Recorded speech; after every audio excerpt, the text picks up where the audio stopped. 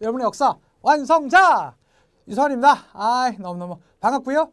13번째 시간입니다. 오늘도 기쁜 마음으로 쌤들과 한번 달려가 봤으면 좋겠습니다. 오늘은 먼저 조선의 신분제도에 대해서 얘기할 텐데요. 조선의 이 신분제도는 약간 이중적인 성격을 띠고 있습니다. 무슨 말씀이냐? 조선의 실제적으로는 신분제도가 이렇게 한 4개 정도로 나누어지거든요. 4개 정도로 나누어집니다.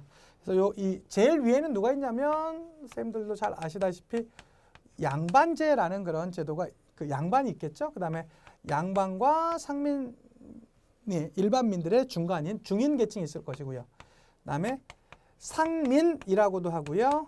양민이라고도 하게 되는 이러한 일반민들이 있었을 것이고 그 밑에는 천민이 있었을 것입니다. 노비로 대표되는 이런 일들이 있었을 텐데요. 원래 법적으로는요. 양천제도예요. 이렇게 딱 나뉘어져 있어서요. 이것은 어떻게 된다? 양민과 천민 정도로만 딱 구분을 합니다. 양민과 천민 정도로만 딱 구분을 하는 게 이게 법적인 제도였었습니다. 법적으로는 그렇게 나누는데요. 그런데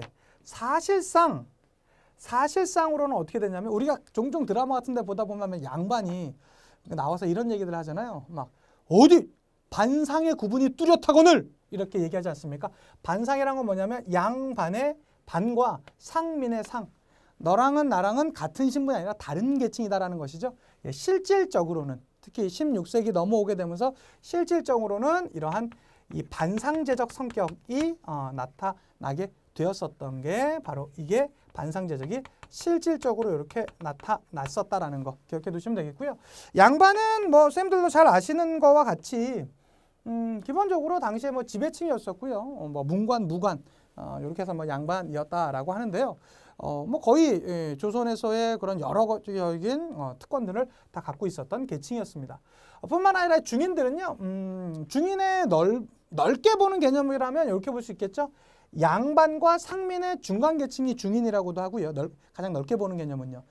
좀 좁게 보는 개념은 기술관들, 뭐 역관이라든가 의관이라든가 그들을 우리는 중인들이라고 합니다. 그 다음에 조세, 공납, 역의 그러한 국가의 의무를 다했던 이들 상민 내지는 양민이라고 하는 바로 그들이고요. 그 다음에 언제나 뭐 천민은 누구죠? 노비로 대표되죠. 노비는요 매매라든가 증여의 그런 대상이 되기도 했었고 사고 파는 그러한 모습들이 있었고요. 실제로는 뭐 조선 시대만 해도 뭐 거의 뭐 가축과 비교될 정도로 그러한 아주 그냥 인간적인 대우를 전혀 받지 못했던 그런 계층이 바로 이 천민이었었다라고 이렇게 봐주시면 좋을 것 같습니다. 어떤 특징들이 있는지 한번 가보도록 하겠습니다. 자 보시면요, 쌤들 교재 113페이지에 15회 21번 문제입니다. 제일 위에 있는 문제죠. 한번 보도록 하겠습니다.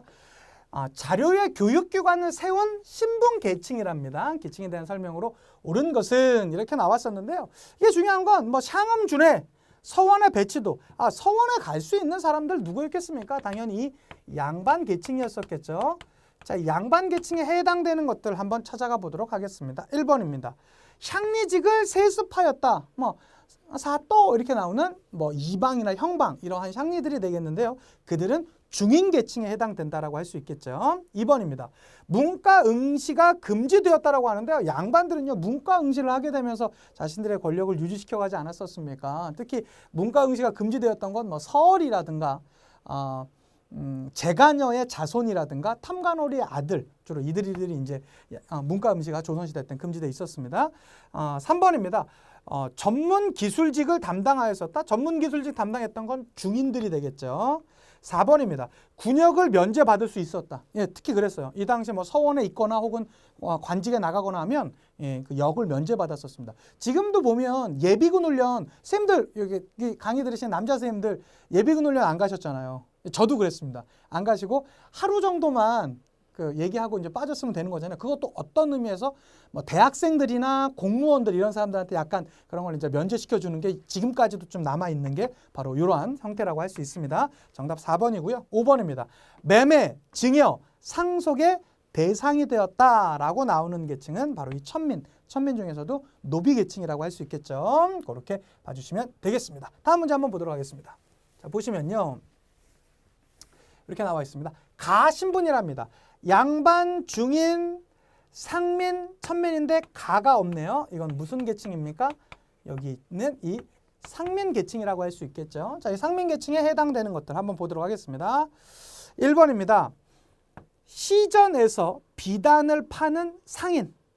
상인과 상민은 약간은 다른 말이에요. 그러니까 이 상민이란 건 일반민들, 양민을 의미하는 것이고요. 상인은 장사를 하는 사람들이 상인이라고 하는 것인데 여기 상민 안에는 누구도 들어가는 걸까요? 농사하는 농민이라든가 그 다음에 장사를 하는 상인이라든가 이런 사람들이 다 포함된 개념이라고 할 수 있겠습니다. 그러면 시전에서 비단을 파는 상인 역시 이들이 해당된다라고 할 수 있겠죠. 2번입니다. 해민소에서 질병을 치료하는 의관, 의관은 중인에 해당됩니다. 3번입니다. 과거 공부를 하는 호조 판서의 아들은 당연히 양반이겠죠. 아버지가 호조 판서면 지금으로 치자면 뭐 재정부 장관 뭐 이 정도 되는 거 아닙니까? 뭐 대단한 그런 자리고요. 4번입니다. 중국 사신을 맞이하는 조선의 통역관, 통역관은 중인, 역관이라고 해서 중인에 해당되고요. 5번입니다. 마당을 쓸다가 주인에게 불려가는 노비는 천민이겠죠. 그래서 이러한 기본적인 그런 계층들 잘 구분해 두시면 좋겠고요. 한 문제 더 보도록 하겠습니다. 22회 16번 문제입니다. 두 인물이 속한 신분에 대한 설명으로 옳은 것은 이렇게 이제 나오게 되는데요. 나는 주인님 분부로 옆 동네 심부름 가는 길일세. 자네는 어디 가는 길인가? 이렇게 얘기하니까요. 옷부터가 약간 추리해 보입니다. 그랬더니요. 나는 주인 어른께 신공을 바치러 가는 길이네 라고 나오는데요. 여기요. 신공이라는 단어가 나오죠. 사실은 이 천민계층의 대표적인 사람들이 이 노비들인데요. 노비도 사실은 약간 구분이 됩니다. 어떻게 구분이 되냐면요. 일단은 공노비와 사노비로 구분돼요. 그러니까 공노비는 국가에 소속된 노비들이고요. 사노비는요. 개인에 소속된 노비들을 얘기합니다. 공노비도 2개, 사노비도 2개 이렇게 나눠집니다. 자, 이 공노비의 대표적인 노비는요. 관청에서 먹고 자면서 이 일을 하는 노비들이 있었어요. 이걸 입영노비라고 하거든요. 그 다음에 아예 독자적인 생활을 하는 사람들이 있었습니다. 그걸 누구라고 하냐면 솔거노비라고 합니다. 사노비도 마찬가지입니다. 요 솔거노비가 있었고요. 그 다음에 죄송합니다. 솔거노비 아니라 외거노비죠. 외거노비가 있었고요. 여기도 이제 외거노비가 있었고요. 그 외에 우리가 알고 있는 그 지역에서 집에서 머물면서 마당 쓸고 이렇게 같이 생활하는 사람들을 솔거노비라고 합니다. 자, 무슨 의미냐? 이렇게 되는 거예요. 저기서 나오는 저 첫 번째 읽었었던 거 있죠. 주인님 분부로 옆 동네 심부름 가는 사람들이다라는 건 여기에 있는 요 솔거노비입니다. 같이 마당 쓸고 막 이렇게 야, 저 뭐 해라, 저 가서 일해라 라고 하는 사람들. 그런데 그 외에 여기 나타나는 사람들이 있었죠. 공노비도 외거노비가 있고 사노비도 외거노비가 있습니다. 이 외거노비들은요. 우리가 알고 있는 그냥 상식적으로 알고 있는 노비의 개념과는 조금 다릅니다. 이들은 뭐냐면요. 자신의 주인들과 독자적인 생활을 해요. 아주 독립적인 생활을 합니다. 그리고 1년에 내지는 1년에 한두 번 정도 자신의 몸값만 지불을 하면 그 주인도요. 이 노비의 삶에 별로 다 터치를 할 수 있는 게 없습니다. 제가 돈 내면 되잖아요 하고 돈을 내는 거예요. 이런 형태로. 그렇게 되면 아예 그냥 경제적인 관계로 끝나버리게 되는 것이죠. 자, 이들은요. 그래서 신공이라고 그래서 자신의 몸값만 1년에 정해진 날짜에 갖다 내면 되는 것이죠. 여기 나오는 여기. 나는 주인 어른께 신공을 바치러 가는 길일세 라고 나오는 이분은 노비 중에서도 외거노비가 되겠고요. 주인님 심부름으로 가는 사람 이분은 솔거노비가 되는 것이겠죠. 이렇게 이제 구분해 주시면 되는 겁니다. 자, 한번 가보도록 하겠습니다. 어쨌든 노비 계층입니다. 노비 계층입니다. 1번입니다. 신량역천으로 분류되었다. 신량역천이라는 건 뭐냐면 신부는 양인인데 하는 일, 역은 천인 같은 일을 하는, 좀 약간 천대받는 일을 한다라는 것인데요. 뭐냐면 좀 힘든 일 하는 사람들. 뭐 대표적으로 봉수군. 봉수 밝히는 게 보통 일이 아니거든요. 한여름에 막 봉수 밝히고 한겨울에 막 불 밝히고 이런 것들. 아니면 이렇게 그 조졸이라고 조운에서 이렇게 노젓는 사람들이 있었어요. 나장이라고 아주 형사적인 기본 업무를 하는 그런 사람들을 가르쳐서 우리는 신량역천. 분명히 이제 신부는 양인이야. 그렇지만 하는 일은 천민에 가까워라고 불렸던 사람들이 신량 역천입니다. 2번은요. 조세공납 역의 의무가 있었던 건 상민, 즉 이 양민에 대한 것이라고 할 수 있겠고요. 3번입니다. 매매 증여 상속의 대상이 되었던 게 바로 이들이겠죠. 네, 이 노비들에 대한 설명이고요. 4번입니다. 법적으로 과거에 응시할 수 있었던 건 상민이나 양민, 요 계층이 되겠고요. 5번입니다. 직역의 대가로 국가로부터 토지를 받았다. 직역이라는 건 뭡니까? 하는 일에 대한 대가로 국가로부터 봉급을 받았다는 것이잖아요. 이거는 양반 계층이라고 할 수 있겠죠. 양반 뭐 중인들도 그 기술관으로 나갈 수 있었으니까 양반이나 중인들이라고 할 수 있겠죠. 그래서 노비는 절대 아닙니다. 그래서 정답은 이렇게 3번 되겠고요. 다음 페이지 보도록 하겠습니다. 114페이지, 115페이지 이렇게 이제 갈 텐데요. 중요한 건 당시의 책들, 이 책들이요. 아마 그 한국사 능력 검정 시험을 준비하는 여러 선생님들이나 혹은 학생들이 좀 약간 힘들어요. 왜 그러냐면 기본적으로 별다른 스토리가 없습니다. 그래서 좀 약간 힘들어하는데요. 제일 많이 나오는 건 기본적으로 법전. 법전 요거 잘 나옵니다. 법전 잘 나옵니다. 자, 법전 중에서도 시험 문제 제일 많이 나오는 건 뭘까요? 경국대전. 경국대전. 제가 노래 하나 불러드릴게요. 경국대전, 속대전, 대전, 속대전, 대전, 통편, 대전의 통. 이 회라는 게 돌아온다라는 개념이 있죠? 그래서 60이 다시 그 한갑자 돌아온다라는 게 회갑이라고 하지 않습니까? 그래서 이렇게 부르시면 돼요. 계속 돌리는 노래입니다. 자, 한번 따라 부르세요. 부르시면 이해가 편합니다. 경국대전, 속대전, 대전통편, 대전회통. 경국대전, 속대전, 대전통편, 대전회통. 이게 뭐 하는 것이냐? 이런 겁니다. 자, 경국대전은요, 일종의 헌법 같은 거예요. 조선시대 헌법이 만들어 있어요. 누구 때 시작됐냐면 세조 때 시작돼서 성종 때 완성됩니다. 중요합니다. 이거 나옵니다. 특히 성종 때 경국대전이 완성되면서 조선시대 법적 체제가 완성되었다. 이렇게 합니다. 그리고 속대전은요. 요것을 약간 더 보충하면서 더 이렇게 나왔었던 것입니다. 누구 때 나왔냐면 영조 때 나왔습니다. 그리고 대전통편은 정조 때. 그다음에 대전회통은 고종 때인데요. 흥선대원군이 이제 마무리한 것이겠죠. 그래서 이러한 기본적인 법전 중요합니다. 꼭 기억해 두셨으면 좋겠고요.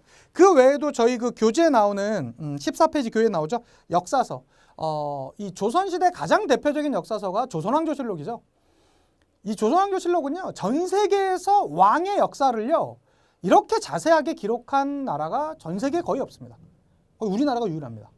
그래서 우리나라가 역사 드라마라든가 혹은 다른 것들 볼 때요. 영화 같은 거 볼 때 특히 조선시대 배경이 되게 많이 나오잖아요. 이것 때문에 그래요. 조선왕조실록. 왕이 죽게 되면요. 사초라든가 여러 공문서들을 모아가지고 몇 년에 걸쳐서 그 왕에 대한 평가를 내렸었던 게 바로 우리 민족입니다. 조선왕조실록. 그 다음에 이 조선 초에 만들어졌던 역사서로는 고려사 전력 같은 게 있습니다. 선생님, 조선시대인데 왜 고려사를 정리하나요?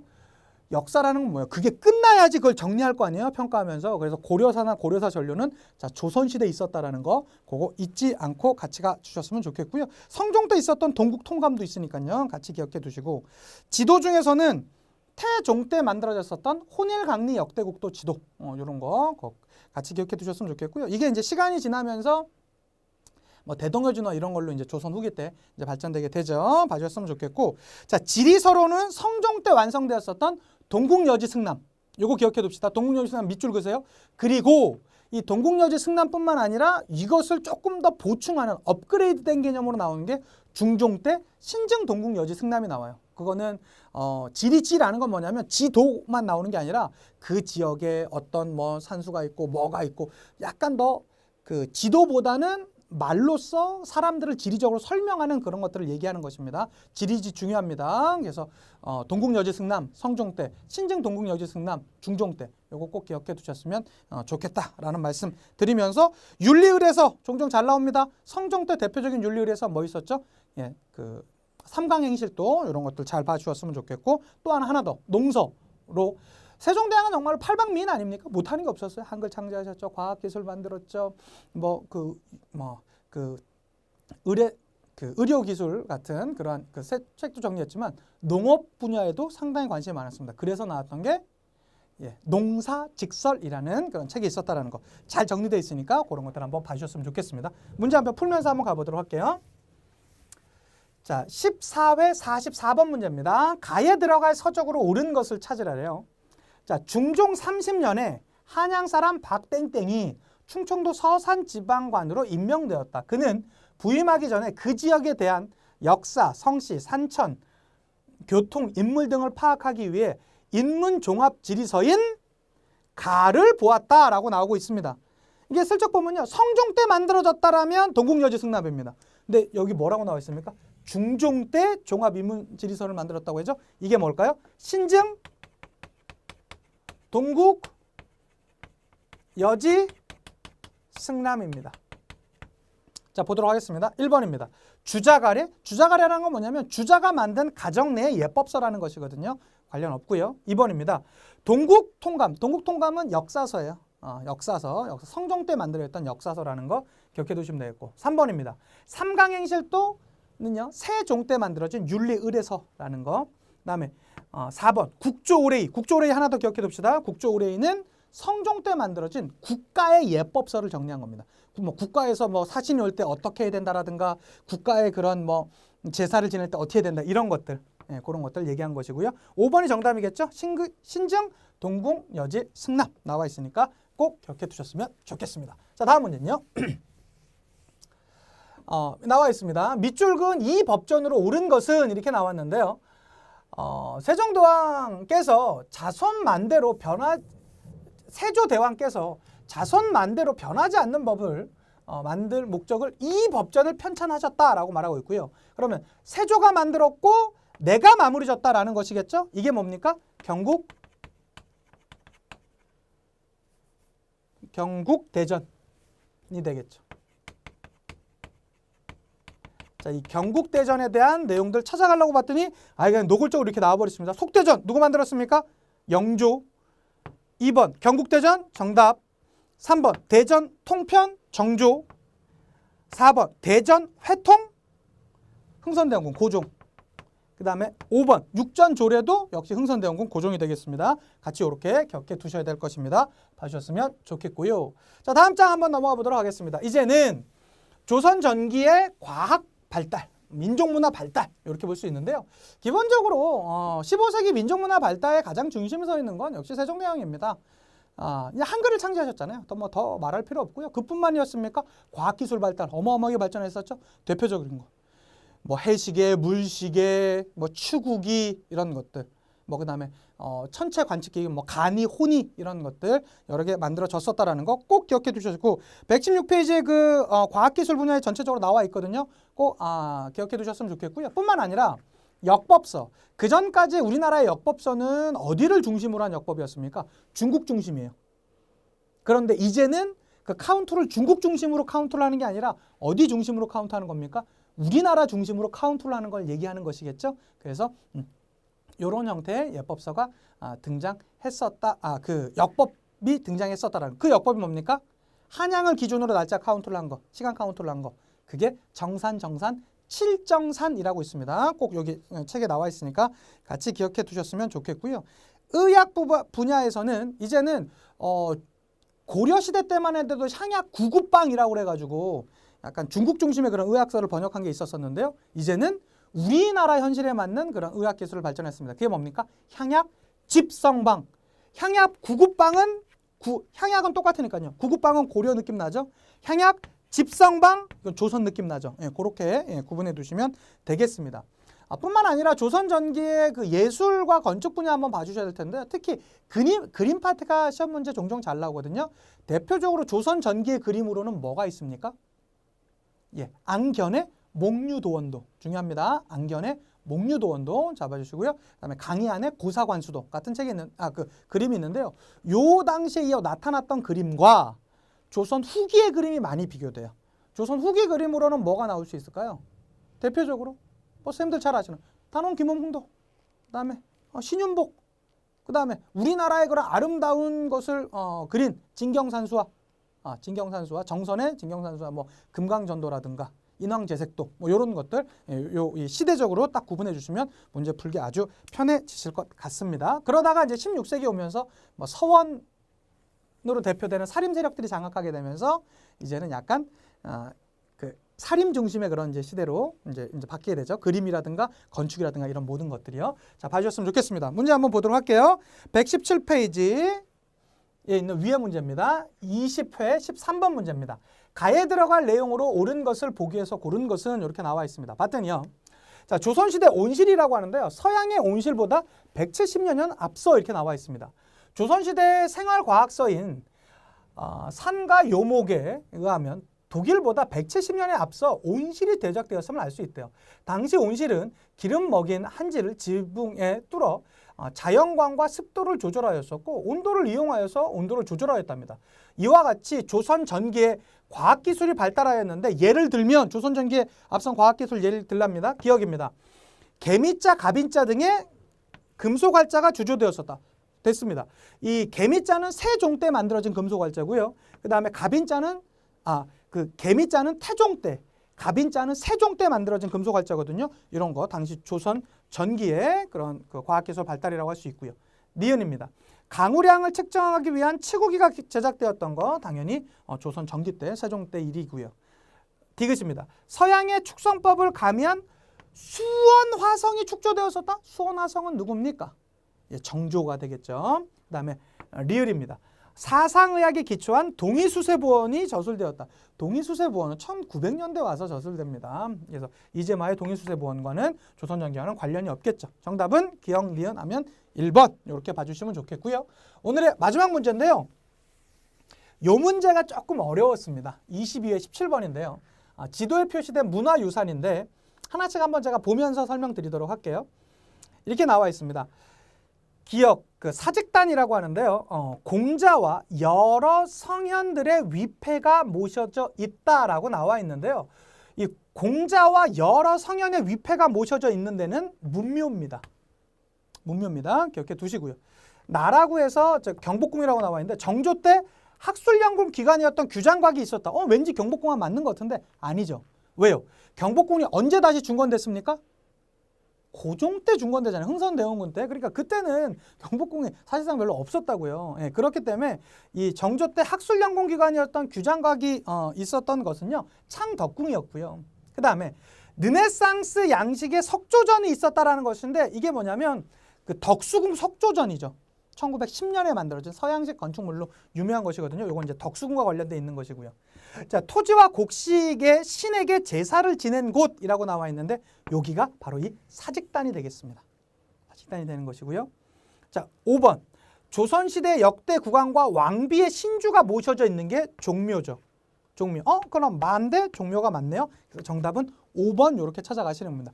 여기 안에 있는 내용들만 한번 정리해 두시면 아마 이 문제는 비슷한 패턴으로 또 나올 수도 있을 것 같거든요. 아마 문제 안 틀리시고 푸실 수 있을 거예요. 여기 안에 있는 내용 정도 더 깊이 들어가지 마십시오. 그래서 이렇게 봐주시면 좋겠습니다. 수고 많으셨고요. 여러분들이 더 힘내시면서 앞으로 더 공부하는데 조금이라도 더 도움이 되었으면 좋겠습니다. 다시 한번 말씀드리지만 살짝이라도 뭐 해주시는 거, 복습해 주시는 습관 가져가 주시면 정말로 감사하겠습니다. 문제 꼭 풀어보시고요. 다음 강의에 찾아뵙도록 하겠습니다. 인사드리고 마칠게요. 역사가 완성되는 그날까지 완!